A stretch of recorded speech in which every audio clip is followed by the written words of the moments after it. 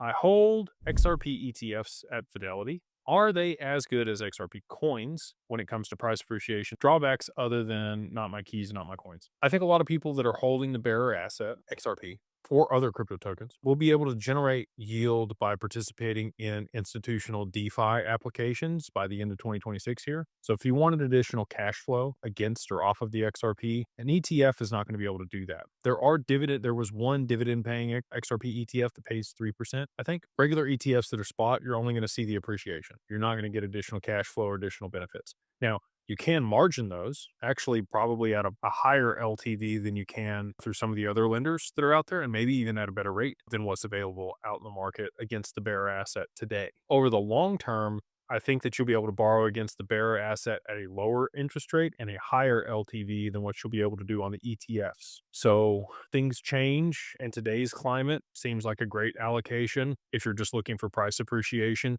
Again, I think that that's probably also, one more tick down the risk curve than holding the actual asset. So like Evernorth is a couple ticks up the risk curve because it's a DAT. An XRP ETF is probably a lower risk option to be able to get an allocation to XRP versus holding the bearer asset itself. Now, less risk, less return, more risk, more return is kind of how that works, right? I think you'll have more flexibility and opportunities to be able to use the XRP to your benefit over the long term, but the ETF is going to give you a one-to-one price appreciation. They hold a certain amount of XRP per share of the ETF. If they have to do a stock split over the long term on the ETF, they could, or they could just tokenize it and people could own a thousandth of a share, later on, like I think they probably will.